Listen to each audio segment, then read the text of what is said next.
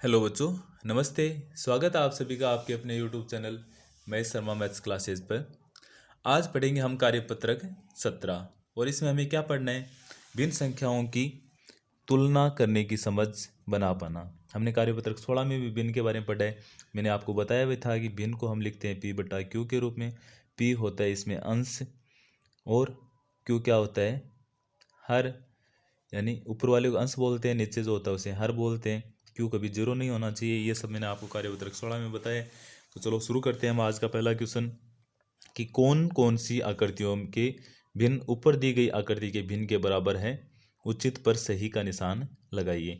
अब जैसे इसका देखें तो छायांकित कितने, एक और एक दो, और यहाँ देखो एक और दो तीन चार, टोटल भाग है चार। इसको अगर सरल करें तो दो में दो का भाग जाता है एक बार, चार में जाएगा दो बार।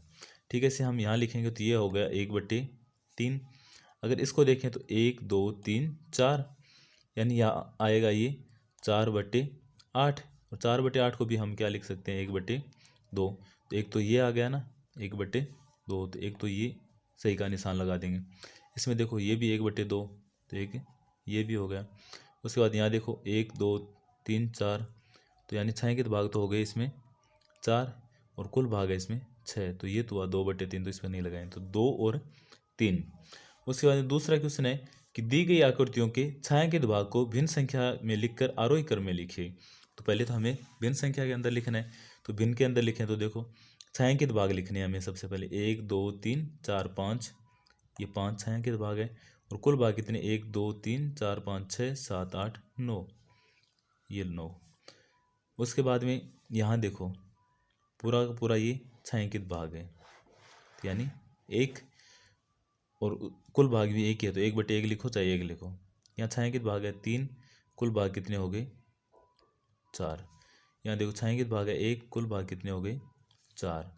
यहाँ देखो छायांकित भाग है 1, कुल भाग है 2। यहाँ छायांकित भाग है 1, कुल भाग है 3। अब आरोही क्रम का मतलब होता है छोटे से बड़े की ओर।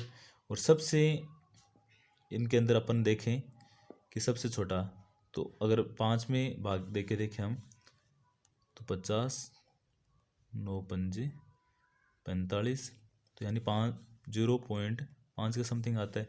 और यहाँ आता है 0.3, तो सबसे पहले तो आ जाएगा 1/3। उसके बाद में और उससे भी पहले आएगा ये 1/4। 1/4 के बाद में 1/3, 1/3 के बाद में 5 से भी पहले 1/2, उसके बाद में 5/9, उसके बाद 3/4 और ये 1। तीसरा क्वेश्चन है कि सबसे छोटी बिन पर गोला लगाइए।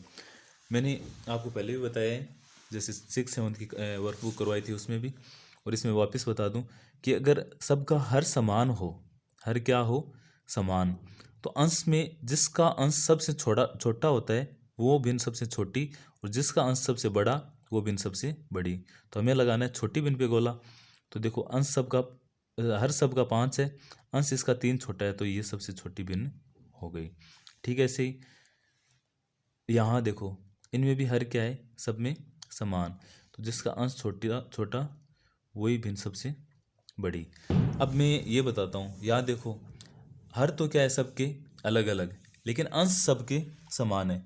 अगर अंश समान हो और हर अलग अलग हो, तो हर जिसका जितना बड़ा होता है वही भिन्न सबसे छोटी होती है, तो ये सबसे छोटी हो गई इसके अंदर, क्योंकि इनका अंश समान है।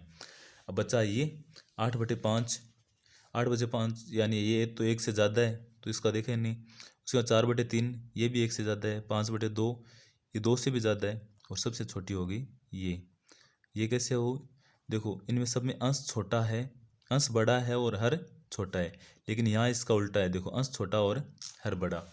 उसके बाद में चौथा क्वेश्चन है कि निम्नलिखित भिन्नों का सरलतम रूप लिखिए। जैसे 8/32 है। अब इन सरलतम रूप का मतलब ये है कि दोनों जहाँ तक कटती है, जैसे 8 है तो 8 में 8 का भाग कितनी बार जाएगा, एक बार, और 8 का 32 में कितनी बार जाएगा, 4 बार। ऐसे 16 में 16 का भाग एक बार, और 64 में 4 बार, 7 में 7 का एक बार, और 21 में 3 बार। 25 में 5 का भाग कितनी बार जाता है, 5 बार, और 5 में 5 का एक बार।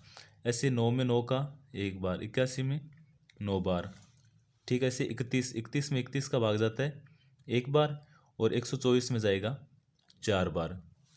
ऐसे पांचवा क्वेश्चन है कि खाली बॉक्स में ग्रेटर देन, लेस देन और इक्वल में से उपयुक्त चिन्ह लगाइए। मैंने जैसा आपको पीछे 7वीं वर्कबुक में बताया था कि अगर ग्रेटर देन, लेस देन या इक्वल याद नहीं रहे तो आप ये देख लिया करो कि इसका जिस तरफ मुंह खुलता है उस साइड वाली संख्या बड़ी होती है। जैसे इसका मुंह इस तरफ खुला है, बाईं साइड खुला है, तो इसके बाईं साइड वाली संख्या बड़ी होगी। अगर मुंह ऐसे खुला है इसका, तो इसके दाईं साइड वाली संख्या बड़ी। जैसे यहाँ देखें तो एक तो है 1/2 और यहाँ है 1/3। अब 1/2 और 1/3 अंश दोनों का समान है, तो हर जिसका बड़ा होगा वो संख्या छोटी, ये छोटी है, और अपने को चाहिए ये चिन्ह लगाना, तो ये संख्या बड़ी होगी। यानी इसका मुंह इस तरफ खुल रहा है तो ये संख्या बड़ी है। यहाँ देखो क्या आ रहा है 1/2/4, और क्या आ रहा है 3/4। हर दोनों का समान है, तो जिसका अंश बड़ा वही भिन्न बड़ी। यहाँ आ रहा है 1/4, यहाँ आ रहा है 3/4, तो ये 3/4 बड़ी है। ठीक है, ऐसे यहाँ देखो, यहाँ तो आ रहा है 1/3, यहाँ देखो 1 2 3 4, ये 4, 1 2 3 4 और 4 8, यानी 4/8 को हम लिख सकते हैं 1/2। तो 1/2 और 1/3 में से बड़ी कौन सी होगी? 1/2। ये था अपना कार्यपत्रक 17। आप सबको कैसा लगा ज़रूर बताना, लाइक शेयर और सब्सक्राइब ज़रूर करना। Thank you.